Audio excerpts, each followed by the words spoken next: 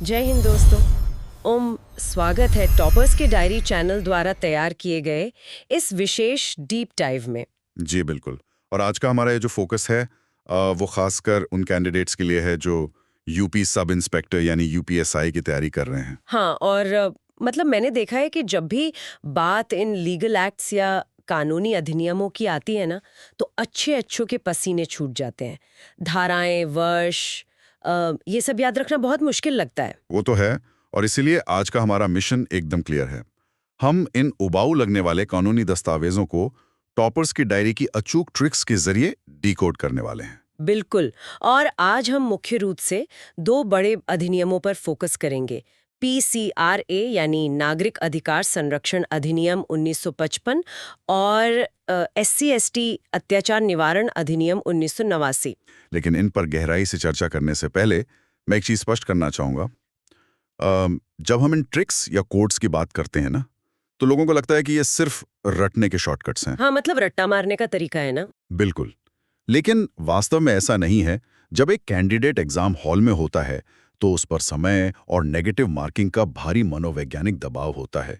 Right, वो pressure तो अलग ही लेवल का होता है। और ये सीक्रेट नोट्स दरअसल उस दबाव को भेदने का एक वैज्ञानिक तरीका है।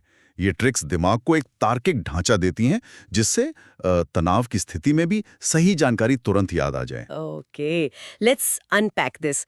मतलब चलिए इसे थोड़ा डिटेल में समझते हैं, क्योंकि किसी भी कानून को समझने से पहले ना उसकी जड़ को समझना बहुत जरूरी है। जी बिल्कुल।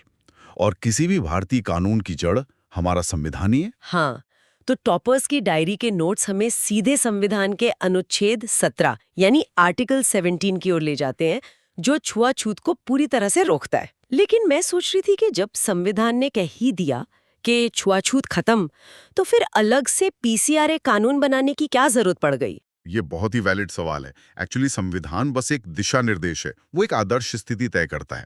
उसने बता दिया कि छुआछूत अपराध है, लेकिन सजा कितनी मिलेगी? राइट, सजा तो उसमें नहीं लिखी है। बिल्कुल, कौन सी अदालत में मामला चलेगा, प्रक्रिया क्या होगी, ये सब तय करने के लिए संसद को एक अलग अधिनियम पारित करना पड़ता है। और इसी जरूरत ने 1955 में PCRA को जन्म दिया। अब यहाँ कैंडिडेट्स के लिए एक बड़ी चुनौती आती है। मतलब उन्हें आर्टिकल 17 भी याद रखना है और PCRA का साल 1955 भी। एग्जाम के प्रेशर में 54, 55, 56 सब एक जैसे लगने लगते हैं। हाँ, वहां जाके दिमाग ब्लैंक हो जाता है। बिल्कुल, और यहीं पर टॉपर्स की डायरी की वो गणित वाली ट्रिक आती है जिसने मुझे सच में हैरान कर दिया। ट्रिक कुछ ऐसी है कि 7 + 10 = 17। ये हमें सीधे अनुच्छेद 17 तक ले गया। सही बात है, बहुत ही सिंपल कैलकुलेशन है। और फिर इसी को थोड़ा और तोड़े तो 5 + 5 = 10 होता है, जो हमें 1955 के अंक 55 तक ले जाता है। और इसके साथ जो स्लोगन है 55 का पंजा, छुआछूत का सफाया, मतलब ये सुनने में किसी नर्सरी राइम जैसा लगता है। हाँ, थोड़ा फनी लग सकता है शुरुआत में। तो मेरा सवाल ये है कि एग्जाम के उस भयंकर तनाव के बीच ये 5 + 5 = 10 वाली ट्रिक वास्तव में काम कैसे करती है? देखिए, अगर हम मानव मस्तिष्क को समझें ना, तो हमारा दिमाग सीधे रटे गए उबाऊ तथ्यों को बहुत जल्दी भूल जाता है, खासकर तब जब कॉर्टिसोल यानी स्ट्रेस हार्मोन हाई हो। स्ट्रेस में तो आसान चीजें भी भूल जाती हैं। बिल्कुल, लेकिन हमारा दिमाग ना पैटर्न, तुकबंदी और बेसिक मैथ्स को बहुत गहराई से रजिस्टर कर लेता है। अब 7 और 10 या 5 और 5 कोई चाहकर भी नहीं भूल सकता। राइट, वो एकदम सबकॉन्शियस लेवल पे सेट हो जाता है। और जैसे ही पेपर में छुआछूत का सफाया दिखता है, दिमाग तुरंत 55 का पंजा कैच कर लेता है। ये एक साइकोलॉजिकल एंकर का काम करता है। मतलब हम अपनी ही दिमाग को हैक कर रहे हैं। क्या बात है। अब अगर हम आगे बढ़े साल तो समझ आ गया, लेकिन ये कानून जमीन पर काम कैसे करता है? क्योंकि अगर मैं बेयर एक्ट खोलूं तो इतनी सारी धाराएं देखकर ही सिर चकरा जाए। बिल्कुल, और इसीलिए टॉपर्स की डायरी ने कमाल का सीक्रेट कोड दिया है। पूरे कानूनी दस्तावेज का निचोड़ सिर्फ 4 अक्षरों में। हाँ, DSHG, राइट? GTSHG code. तो चलिए इसे डिकोड करते हैं। डी का मतलब है धार्मिक। ये है धारा 3, जो धार्मिक स्थलों में प्रवेश से रोकने पर लगती है। फिर एस का मतलब है सामाजिक, यानी धारा 4, जो कुएं, तालाब जैसे स्थानों के लिए है। और अगर आप ध्यान दें तो कानून बनाने वालों ने इन्हें इसी क्रम में रखा है। धार्मिक और सामाजिक, ये इंसान के सबसे बुनियादी हिस्से हैं। हाँ, अगर उसे मंदिर या कुएं पर जाने से रोक दिया तो समाज में उसका अस्तित्व ही खतरे में पड़ जाएगा।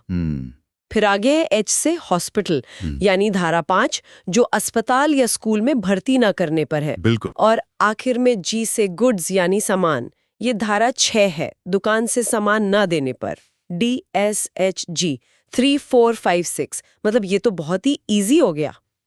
लेकिन यूपीएसआई के पेपर्स में क्या सीधे धारा 5 पूछ ली जाती है? नहीं, अब पैटर्न काफी बदल गया है एक्चुअली। अब सीधे रटे रटाए सवाल नहीं आते। तो फिर कैसे सवाल आते हैं? अब वो सिचुएशन वाले सवाल देते हैं।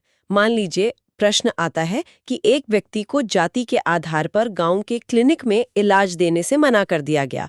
अब आप किस धारा के तहत एफआईआर दर्ज करेंगे? ओहो, मतलब पूरी कहानी बनकर दे दी। बिल्कुल। अब सामान्य छात्र तो पूरी लिस्ट याद करने की कोशिश करेगा और उसमें 2-3 मिनट बर्बाद कर देगा। और टाइम ही तो सबसे बड़ी चीज है एग्जाम में। लेकिन जिसने ये DSH कोड पढ़ा है, उसका दिमाग तुरंत क्लिनिक या इलाज शब्द पकड़ेगा।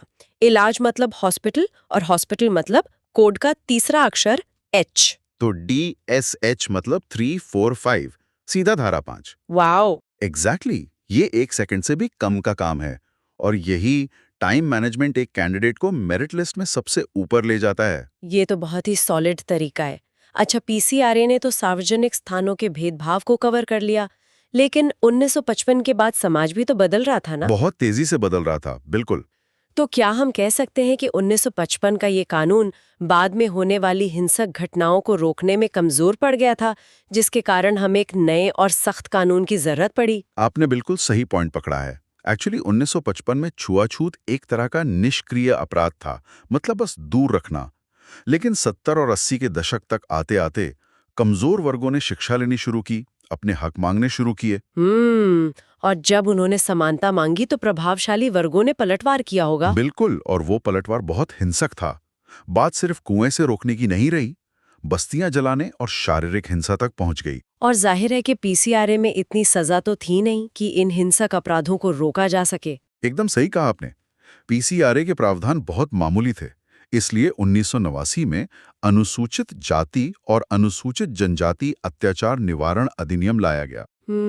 और यहाँ छुआछूत की जगह अत्याचार शब्द इस्तेमाल हुआ है, जो अपने आप में इसकी गंभीरता बताता है। बिल्कुल, अत्याचार यानी एट्रोसिटीज। और इस नए कानून के सालों को याद रखने के लिए नोट्स में एक और जबरदस्त ट्रिक है, 98 का वार, 90 में प्रहार। ये बहुत ही स्मार्ट ट्रिक है एक्चुअली। हाँ, मतलब 1989 में कानून बना, यानी इनैक्ट हुआ, जो व्यवस्था पर एक वार था, और फिर 30 जनवरी 1990 को लागू हुआ, यानी इन्फोर्स हुआ, जो अपराधियों पर प्रहार था। और ये इनैक्ट और इन्फोर्स का जो कंफ्यूजन है ना, वो एग्जाम में बहुत परेशान करता है। ये छोटी सी तुकबंदी उस कंफ्यूजन को हमेशा के लिए दूर कर देती है। बिल्कुल, जैसे 1989 में ट्रेलर आया और 1990 में पूरी फिल्म रिलीज हो गई प्रहार करने के लिए। हाँ, सही तुलना है। ये समाज में हमेशा से न्याय का प्रतीक रहा है, जैसे पंच परमेश्वर। राइट। अब इन तेज धाराओं में से एग्जाम के लिए कौन सी सबसे इंपॉर्टेंट है? मुख्य रूप से 3 धाराएं सबसे ज्यादा पूछी जाती हैं।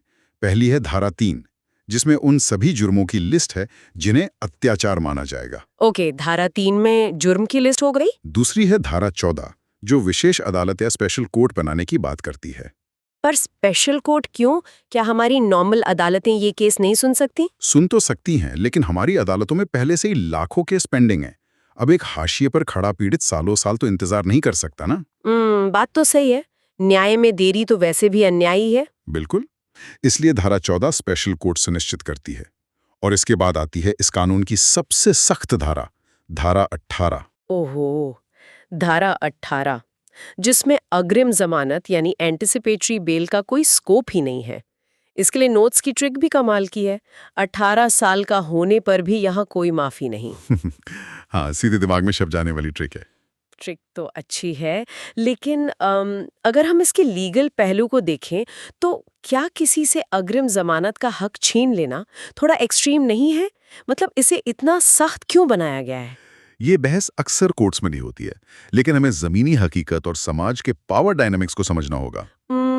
पावर डायनामिक्स मतलब जब भी कोई कमजोर पीड़ित किसी रसूखदार के खिलाफ FIR करता था, तो वो रसूखदार अपनी पावर से तुरंत अग्रिम जमानत ले आता था। और फिर बाहर आकर वो चुप तो बैठेगा नहीं, पीड़ित को डराएगा, धमकाएगा। एग्जैक्टली, गवाहों को डराना, सबूत मिटाना, ये सब आम बात थी। इसी शक्ति असंतुलन को तोड़ने के लिए धारा 18 में अग्रिम जमानत पर पूर्ण रोक लगा दी गई। समझ गई। तो कैंडिडेट्स को बस ये याद रखना है कि प्रश्न में SC/ST एक्ट और अग्रिम जमानत दिखे तो बिना सोचे पूर्ण रोक या धारा 18 पर टिक करना है। जी बिल्कुल, इसमें कोई अगर मगर नहीं है। ये एनालिसिस तो बहुत डीप हो गया। अब एग्जाम हॉल में कोई कंफ्यूजन ना हो, इसके लिए दोनों कानूनों का अंतर साफ होना चाहिए। PCRA छुआछूत रुकता है और SC/ST एक्ट अत्याचार। और ये अंतर इनकी सजा में बहुत साफ दिखता है। PCRA में न्यूनतम सजा सिर्फ 1 महीना है और अधिकतम 6 महीने। मतलब बहुत ही कम सजा है। लेकिन SC/ST एक्ट में सजा का ग्राफ रोंगटे खड़े कर देता है। इसमें तो न्यूनतम सजाई 6 महीने से शुरू होती है। वाओ, मतलब जहां PCRA की अधिकतम सजा खत्म होती है, वहां से तो SC/ST एक्ट की सजा शुरू होती है। बिल्कुल सही कहा। और धारा 3 के तहत अगर अपराध बहुत गंभीर है तो इसमें उम्र कैद या यहाँ तक कि फांसी तक की सजा। जी हाँ, मृत्युदंड का भी प्रावधान है। ये सजा का अंतर दिखाता है कि हमारी न्याय प्रणाली इन अत्याचारों पर जीरो टॉलरेंस पॉलिसी रखती है। राइट। मतलब PCRA एक सौम्य कानून था, एक शुरुआती कोशिश, लेकिन SC/ST एक्ट एक बहुत ही कड़ा और अंतिम जवाब है। ये लॉजिक समझ आ जाए तो ऑप्शंस एलिमिनेट करना कितना आसान हो जाएगा। बिल्कुल, आपको हर एक महीना रटने की जरूरत नहीं है, बस ये जीरो टॉलरेंस वाली मानसिकता याद रखनी है। आज की इस चर्चा ने तो सच में सारे जाले साफ कर दिए। टॉपर्स की डायरी के नोट्स ने UPSI की तैयारी को कितना तार्किक बना दिया है। DSHG कोड हो या 89 का वार, 90 में प्रहार, ये सब एग्जाम में बहुत टाइम बचाने वाले हैं। जी, और 18 साल का होने पर भी माफी नहीं वाली ट्रिक तो कोई भूल ही नहीं सकता। ये छोटी ट्रिक्स एग्जाम हॉल के भारी दबाव में लाइफ सेवर साबित होती हैं। बिल्कुल, और यही हमारे इस डीप डाइव का मकसद भी था। लेकिन हमेशा की तरह खत्म करने से पहले हम तैयारी करने वाले सभी कैंडिडेट्स के लिए एक विचार छोड़कर जाना चाहते हैं। हाँ, और वो विचार ये है कि ये ट्रिक्स, ये फॉर्मूला और ये DSHG कोड्स आपको वो मुश्किल एग्जाम पास करने और वर्दी हासिल करने में पूरी मदद करेंगे। राइट। लेकिन जब आप वो वर्दी पहनकर ट्रेनिंग सेंटर से बाहर निकलेंगे और फील्ड में काम करेंगे तो एक अलग ही परीक्षा शुरू होगी। बिल्कुल सही बात है। तब सवाल ये होगा कि क्या ये याद की गई धाराएं असल जिंदगी में किसी पीड़ित के लिए काम आती हैं? क्या ये रटी हुई जानकारी सच्ची सहानुभूति और न्याय में बदल पाती है? क्योंकि एक वातानुकूलित एग्जाम हॉल में सही जवाब देना एक बात है, लेकिन जब कोई पीड़ित आधी रात को न्याय की उम्मीद में थाने आता है ना, तो असली परीक्षा उस दिन शुरू होती है। बिल्कुल, समाज के बीच उस सड़क पर। क्या आपकी वो वर्दी न्याय के उस अंक 5 को सार्थक कर पाएगी? ये सवाल हर भावी अधिकारी को खुद से पूछना चाहिए। इसी विचार के साथ हम आज के इस विश्लेषण को यहीं विराम देते हैं। जुड़े रहिए, पढ़ते रहिए और अपने लक्ष्य की ओर बढ़ते रहिए। जय हिंद।